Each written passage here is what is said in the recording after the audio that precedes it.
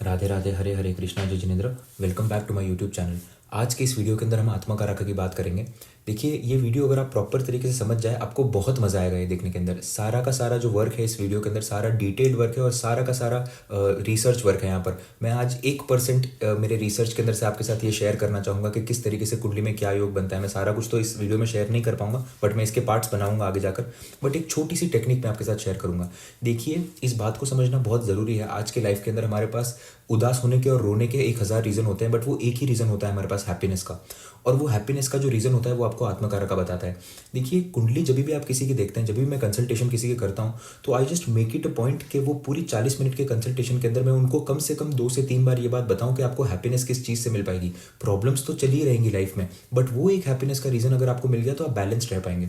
तो आत्मकारक, और ये वीडियो को मैंने एकदम सिंपल बनाने की कोशिश की, जितना हो सके उतना सिंपल टर्म्स के अंदर।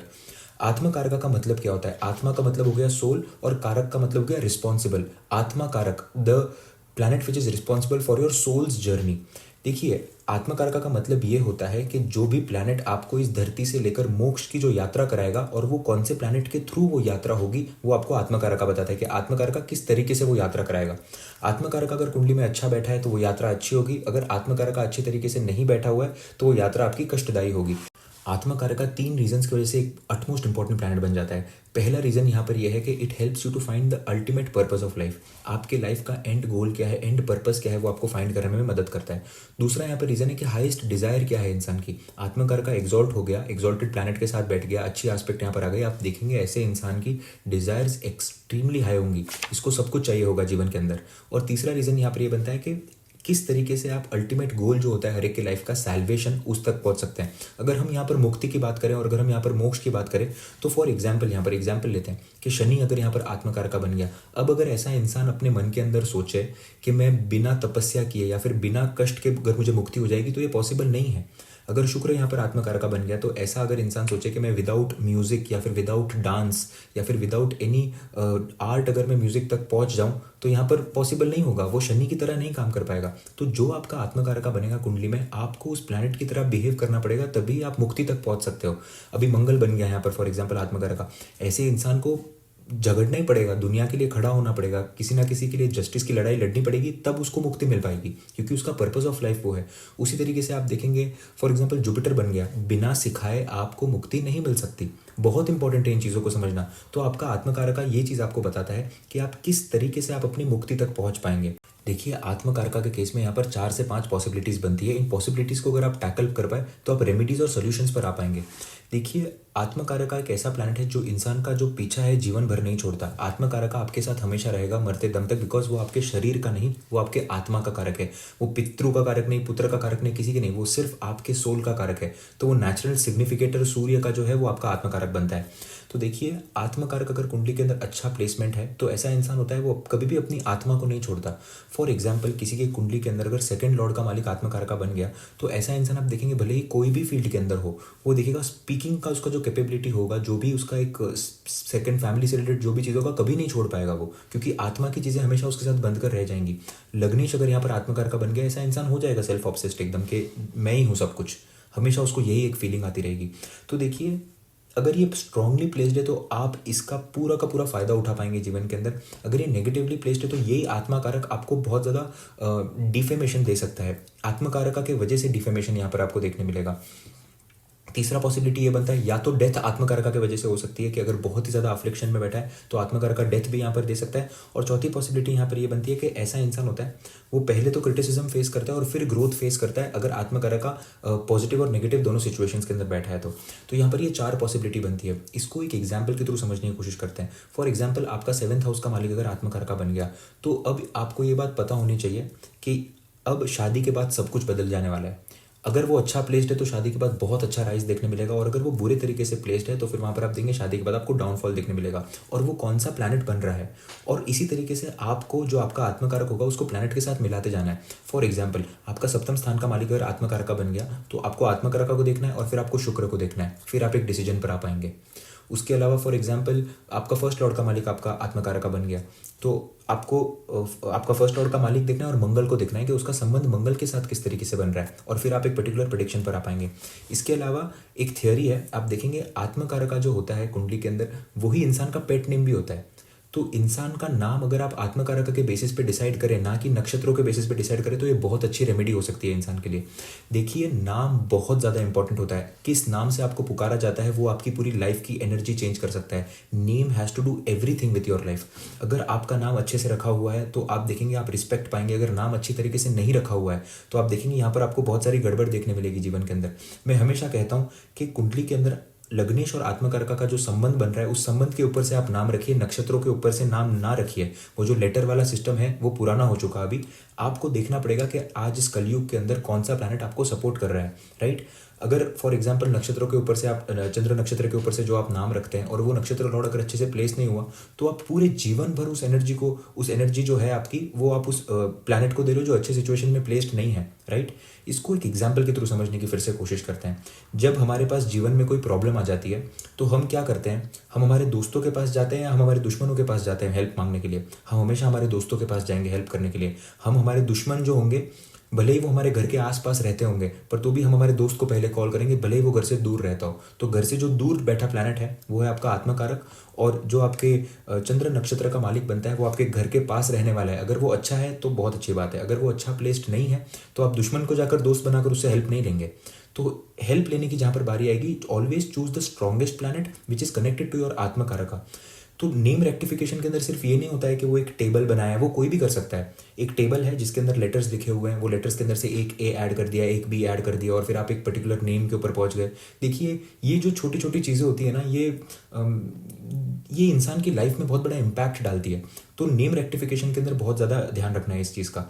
तो जो आपका आत्मकारका होता है, इंसान का जो पेट नेम होता है या फिर उसका जो मेन नाम होता है, हमेशा आप देखेंगे उसके आत्मकारका से रिलेटेड ही होगा। अगर वो इंसान लाइफ में बहुत ज़्यादा प्रोग्रेस करता है तो हमेशा देखेंगे आत्मकारका का और उसका नाम सिमिलर वे में आपको देखने मिलेगा। अगर फॉर एग्जांपल आत्मकारका मंगल यहाँ पर बनता है तो आप देखेंगे विजय, जय, अजय, ऐसे जो नाम होते हैं, बिकॉज ये सब मंगल के नाम है। अगर मैं मेरी बात यहाँ पर करूँ तो आत्मकारका मेरा मंगल बनता है, एग्जॉल्टेड बैठा हुआ है 11th हाउस के अंदर केतु के साथ, मेरा नाम जय है। अब आप देखेंगे कि नाम मेरा आत्मकारक के साथ जाता है, जीवन अच्छा चलता है, आपको मार्स की एनर्जी हमेशा देखने मिलेगी। उसी तरीके से अगर हम बात करें यहाँ पर नरेंद्र मोदी जी की, तो नरेंद्र मोदी जी के जो आत्मकारक बनते हैं वो बनते हैं शनिदेव। यहाँ पर शनिदेव बैठे हैं, उनका पेट नेम क्या है? चौकीदार। नरेंद्र ये जो नाम है ये भी सैटर्न का नाम है। किस तरीके से कनेक्ट हुआ? अगर विराट कोहली की कुंडली यहाँ पर चेक करने की कोशिश करें तो विराट कुंडली के जो आत्मकारक बनते हैं कुंडली के अंदर, वो सूर्य देव बनते हैं। क्या बुलाते हैं उनको? विराट नाम ही सूर्य का है एक तो, और दूसरी बात किंग कोहली, किंग यहाँ पर आप ऐड करते हुए देखेंगे। तो these are some things which you can find through atmakaraka. आत्मकारका को आपने अच्छे तरीके से डिकोड कर लिया और उसके साथ अगर आपने नेम की एनर्जी मिक्स कर ली, लाइफ में बहुत बड़ा मैजिकल चेंज आप देख सकते हैं।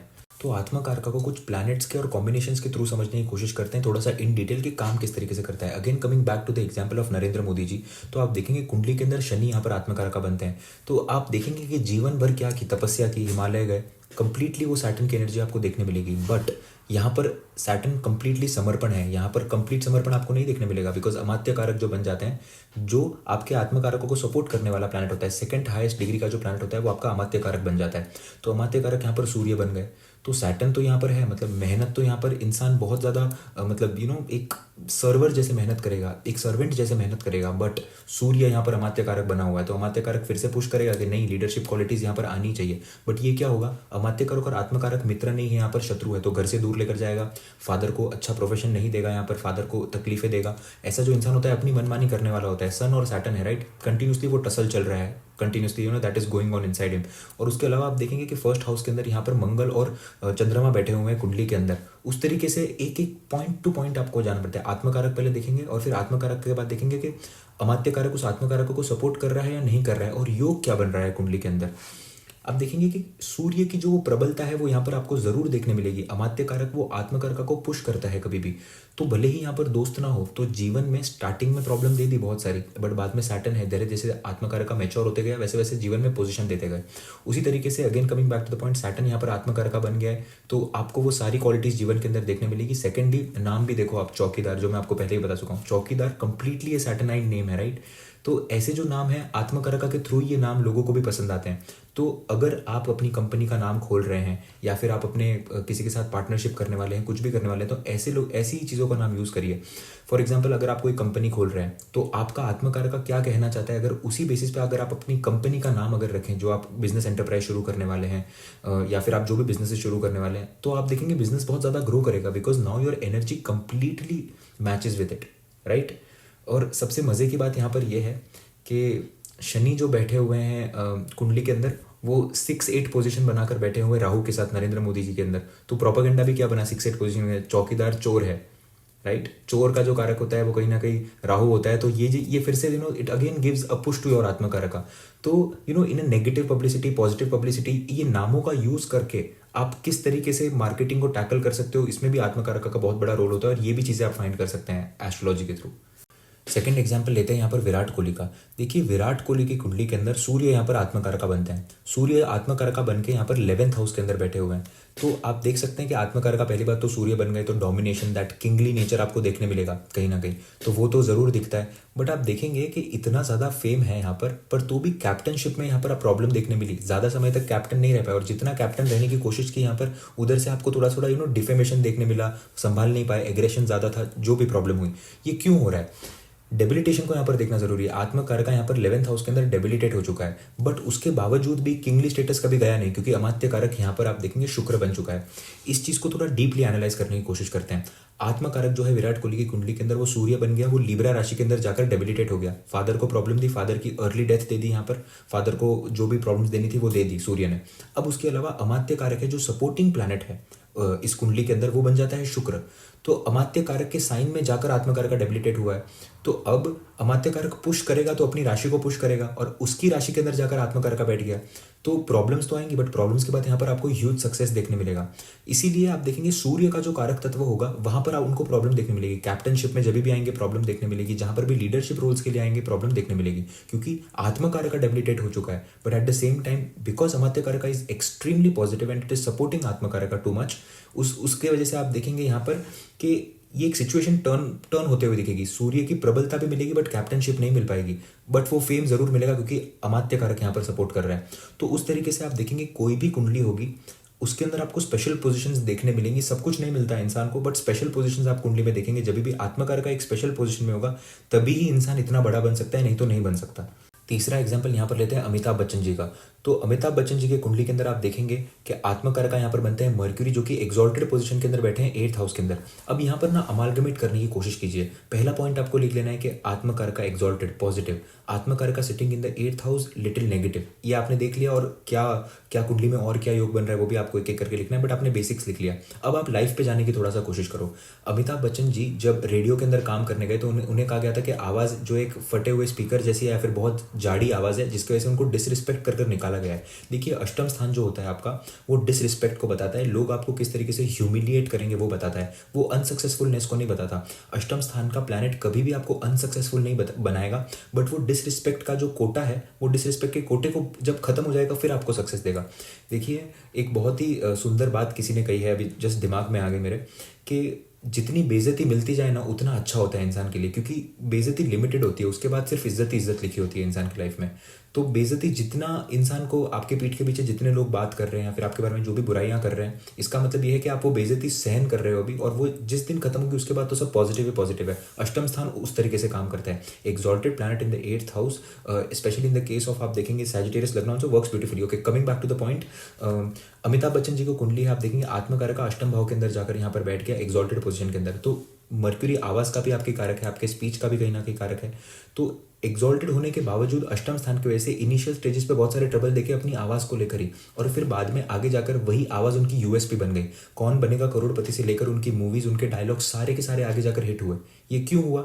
क्योंकि आप देखेंगे इनिशियल डिफेमेशन के बाद वो सक्सेस तो देता ही है इंसान को, एक्सॉल्टेड तरीके से बैठा हुआ है आत्मकारक। सो व्हेनेवर आत्मकारक का अगर आपको एक्सॉल्टेड पोजीशन के अंदर मिले और प्रोमिनेंटली प्लेस्ड मिले, तो इसका मतलब वो इंसान को एक तरीके का फेम देता है, एक तरीके का पैसा देता है, and it gives a lot of things here. अब हम देखेंगे आत्मकारका के थ्रू आप किस तरीके से टाइमिंग ऑफ इवेंट्स कर सकते हैं। बहुत ब्यूटीफुल तरीके से आप टाइमिंग ऑफ इवेंट्स कर सकते हैं। इससे एक बात याद आई, एस्ट्रो आइंडी जो मेरा इंस्टाग्राम पेज है @AstroIndy, उसके अंदर मेरी जो फर्स्ट पोस्ट थी, आज भी मेरे पास सारा का सारा रिसर्च और सारा का सारा डेटा पड़ा हुआ है, मैं अभी आपके साथ वही शेयर करने वाला हूँ। वो मेरी फर्स्ट पोस्ट थी यूक्रेन और रशिया की जो वॉर हुई थी उसके 2 या 3 हफ्ते पहले आई गेस मैंने प्रेडिक्ट किया था कि इस समय पे वॉर होने वाली है। तो वो मैंने किस तरीके से प्रेडिक्ट किया आत्मकारका को यूज़ करके और बाकी नक्षत्रों को यूज़ करके आज आपके साथ वो शेयर करूंगा। मैं आपके साथ आज सिर्फ आत्मकारका की टेक्निक शेयर करूंगा, नक्षत्र की टेक्निक किसी और वीडियो में शेयर करूंगा, नहीं तो कॉम्प्लिकेटेड हो जाएगा यहाँ पर। तो जो वॉर हुई थी रशिया और यूक्रेन की, उसका फर्स्ट जो डे था जहां पर ये ऑफिशियली वॉर जो डिक्लेयर हुई थी वो हुई थी 24 फरवरी 2022 को। देखिए यहाँ पर स्टेप बाय स्टेप जाना इंपॉर्टेंट है। अगर आपको किसी पर्टिकुलर प्रेडिक्शन पे आना है तो डीप जाना इंपॉर्टेंट है। तो 2 + 4 = 6 यहाँ पर आप देखेंगे शुक्र का नंबर आ गया। उस दिन की अगर आप कुंडली निकालने की कोशिश करेंगे तो यहाँ पर स्कॉर्पियो लगने की आपकी कुंडली आएगी, चंद्रमा और केतु पहले भाव में बैठे हैं, शुक्र जो है वो आत्माकारक बन के दूसरे भाव में बैठे हुए हैं यहाँ पर। तो आप देखेंगे आत्माकारक उस दिन शुक्र बन गए और डेट भी उस दिन शुक्र को आ गई। तो आपको यहाँ पर लिख लेना है कि देखिए शुक्र की डेट यहाँ पर ये आ गई और आत्माकारक ये बन गया। तो अगर आपको किसी चीज़ की पॉसिबिलिटी फाइंड आउट करनी है तो आपको डे बाय डे कुंडली देखनी होगी। जैसे जब रिसर्च पर्पज के लिए हम काम करते थे पहले, तब किस तरीके से होता था कि एक इवेंट अगर फाइंड करना होता तो रेगुलर एवरी डे की कुंडली देखते थे और फिर जो इवेंट है वो कुंडली के साथ किस तरीके से मैच हो रहा है और डे टू डे इवेंट के बेसिस पे फिर उस चीज़ का प्रेडिक्शन निकलता था। Coming back to the point, 24 फरवरी 2022 को वो वॉर शुरू हुई। 2 + 4 = 6 नंबर शुक्र का आ गया कुंडली के अंदर। उस दिन Venus was the highest degree का प्लैनेट, वीनस यहाँ पर आत्माकारक बन गया। देखिए वीनस जो है वो सेकंड हाउस के अंदर आत्माकारक बन के बैठा था, वो मंगल के साथ बैठे थे सेकंड हाउस के अंदर। मंगल जो है वो लैंड के कारक है और मंगल यहाँ पर कुंडली के अंदर 6th लॉर्ड बनते हैं और लगन के मालिक भी बनते हैं। तो 6th लॉर्ड यहाँ पर आत्मकारक के साथ आकर बैठ गया। ये यहाँ पर पहला पॉइंट देखने मिल गया कि लैंड की वजह से और मनी की वजह से यहाँ पर वॉर। दूसरा पॉइंट यहाँ पर ये देखने मिलेगा कि अमात्य कारक यहाँ पर कौन बन रहा है। इस कुंडली के अंदर जो अमात्य कारक थे वो शनिदेव थे। शनिदेव थे वो जस्ट आप देखेंगे 3rd हाउस के अंदर बैठे थे बुध के साथ। अभी बुध इस कुंडली के अंदर आप देखेंगे अष्टम भाव के मालिक बन जाते हैं। अष्टम भाव के मालिक के साथ आपका अमात्य कारक बैठा है और 6th हाउस के मालिक के साथ आपका आत्मकारक बैठा हुआ है। तो आप देखेंगे यहाँ पर सिचुएशन ऑलरेडी बहुत ज़्यादा ट्रिकी है, क्योंकि अब ये दोनों प्लैनेट एक दूसरे को सपोर्ट कैसे करेंगे। 6-8 के लॉर्ड के साथ बैठ गए। उसके अलावा फर्स्ट हाउस के अंदर यहाँ पर आकर डेबिलेटेड चंद्रमा और केतु बैठ गए, राइट। तो वो मंगल को और ज्यादा एनर्जी दे रहे हैं। So Mars here which is the 6th lord is becoming more powerful than the atmakaraka. वो आत्मकारका को डोमिनेट करने की कोशिश कर रहा है। तो वो वॉर तो चल रहा था कि करे नहीं करे, बट फिर जैसे ही वो मंगल का एक गोचर आया और जैसे ही चंद्रमा उस दिन स्कॉर्पियो के अंदर आया, वॉर यहाँ पर छिड़ गई। तो पहली बात तो ये।